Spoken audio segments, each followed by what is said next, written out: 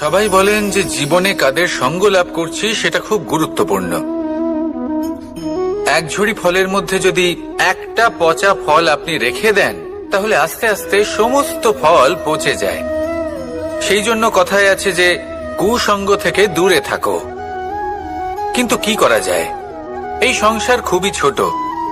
যেখানে আমরা কাজ করি, যেখানে আমরা থাকি, যে পথে আমরা আসা যাওয়া করে থাকি, যে পথে আমরা ভ্রমণ করি, সেখানে এমন অনেক সংখ্যক ব্যক্তি থাকেন যাকে দেখে আমরা মনে করি যে এদের থেকে দূরে থাকতে হবে। তখন আমরা কি করতে পারি? তাদের কি আমরা পরিত্যাগ করব? তাহলে এই সংসারে এমন অনেক মানুষ আছেন, তাহলে কি সংসারই পরিত্যাগ করব? না, সেই ফলের মতন হবেন না যারা একটি পচা ফলের উপস্থিতির জন্য নিজেরাও নষ্ট হয়ে যান। বরং হয়ে উঠুন চন্দন বৃক্ষের মতন, যেটা আসলে সাপেদের বাসস্থান, যেখানে অনেক সংখ্যক অত্যন্ত ভয়ানক বিষধর সাপ থাকে। তারপরেও এই চন্দন, সে কিন্তু নিজের শ্রেষ্ঠত্ব হারায় না। এর মূল্য কিন্তু সেই একই থাকে। মনে রাখবেন, এই সংসারে নিজের সঙ্গ বদলানোর পূর্বে নিজেকে বদলান। নিজেকে কিছুটা এমন ভাবে গড়ে তুলুন যে কেউ আসুক না কেন সে যেন আপনাকে বিভ্রান্ত বা দূষিত না করতে পারে। আসুন আমার সাথে ভালোবেসে বলুন, রাধা রাধা। মানুষ জীবনে অনেক ধরনের সুখ লাভ করে, অর্থ সুখ, পরিবারের সুখ, বৈভবের সুখ। কিন্তু এমন একটা সুখ আছে যা বেশিরভাগ মানুষকে প্রভাবিত করে, কিন্তু সেই সুখ তাদের কোনো প্রয়োজনই নেই। সেটা হলো পরনিন্দা সুখ। অর্থাৎ এমন কোনো ব্যক্তিকে নিয়ে নিন্দা করা, তার প্রতি অনুচিত শব্দ প্রয়োগ করা, কারণ সেই ব্যক্তিকে আপনি পছন্দ করেন না।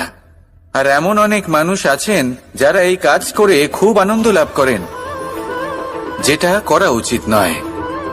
কারণ এতে আপনার সময়, আপনার ঊর্জা, আপনার নিজের অন্তরের ইতিবাচক শক্তি আপনি নষ্ট করে ফেলছেন।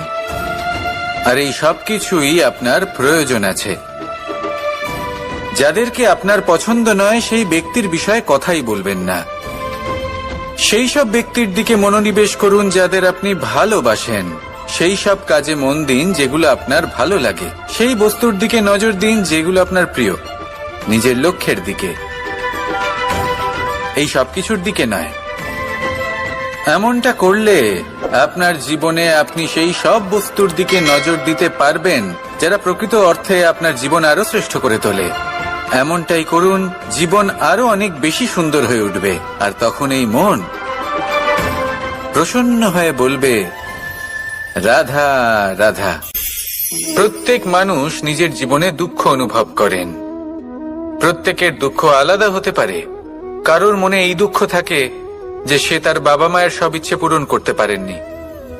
কেউ এটা ভেবে দুঃখ পান যে সে চিরকাল সদাচার করেছেন, সৎকর্ম করেছেন, কিন্তু তাও তাকে দুরাচারী বলে মনে করা হয়। কেউ এটা ভেবেও দুঃখ পান যে তার সামনে যে ব্যক্তি রয়েছেন তার চোখে তিনি শত্রু হয়ে উঠেছেন বা দুষ্ট হয়ে উঠেছেন, যেখানে তিনি হয়তো কোনো অনুচিত কাজই করেননি। এবার এই সমস্ত বিষয় নিয়ে ভেবে নিজের ব্যক্তিত্ব নিয়ে সন্দেহ প্রকাশ করবেন না। যদি নিজের ব্যক্তিত্ব নিয়ে কোনো সন্দেহ থেকে থাকে তাহলে কর্ম সংক্রান্ত প্রশ্ন করুন যে আপনি যা করেছেন তাতে কি উচিত ছিল, কি অনুচিত ছিল। যেটা প্রয়োজন সেটা এটা বোঝার যে আপনার অন্তর্মন, আপনার বিবেক আপনাকে কি বলছে। আর আপনার অন্তর্মন আর আপনার বিবেক আপনাকে যেটা করতে বলবে শুধু সেটাই করুন। আর তারপরে এই সংসার কি বলবে, কি ভাববে সেসব নিয়ে ভাবতে যাবেন না। কারণ এই সংসার তো ঈশ্বরকেও প্রশ্ন করে থাকে, ঈশ্বরকেও দোষী মনে করে। কখনো কখনো যখন কোনো ঘটনা মানুষের ইচ্ছা অনুযায়ী ঘটে না, তখন মানুষ এটা বলে যে হে ঈশ্বর, আপনি আমার পাশে থাকলেন না, আপনি বড়ই কঠোর, এটা আপনার দোষ। যেখানে বেশিরভাগ সময় হয়তো সে নিজেই নিজের কর্মফল ভোগ করছে।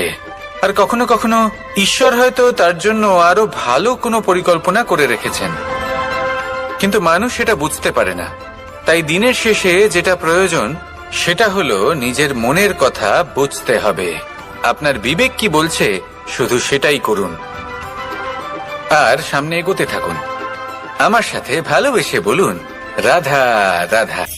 আজ আমরা আবার সাফল্য আর অসফলতার বিষয়ে কথা বলবো। সফল ব্যক্তি কে হয় এবং অসফল ব্যক্তি কে হয়, এই বিষয়ে আমরা আগে অনেকবার কথা বলেছি।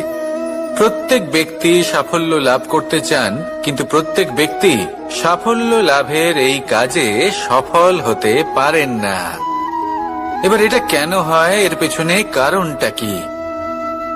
কারণ হলো ভয়। সফল ব্যক্তি হলেন তিনি যিনি নিজের সিদ্ধান্ত দ্বারা এই সমস্ত সংসারকে বদলে দিয়ে থাকেন, এবং অসফল ব্যক্তি হলেন তিনি যিনি এই সংসারকে দেখে এর বিষয়ে ভেবে নিজের সিদ্ধান্ত বদলে ফেলেন। প্রয়োজন হলো নিজের লক্ষ্যের বিষয়ে ভেবে দেখার, পথের বিষয়ে ভেবে দেখার। একবার যদি আপনি পথ নির্বাচন করে থাকেন, সেই পথে অগ্রসর হতে থাকুন আর তাতে অটল থাকুন। সবসময় দৃঢ় প্রতিজ্ঞ হন। আপনি যদি কোনো পথে টিকে থাকেন আর নিরন্তর পরিশ্রম করতে থাকেন, তবেই আপনার জীবনে সাফল্য আসবে। যদি কথায় কথায় লোকে কি ভাববে, লোকে কি বলবে, একথা ভেবে নিজের সিদ্ধান্ত পাল্টান, তাহলে কখনো নিজের লক্ষ্যে পৌঁছতে পারবেন না। আসুন আমার সাথে ভালোবেসে বলুন, রাধা রাধা।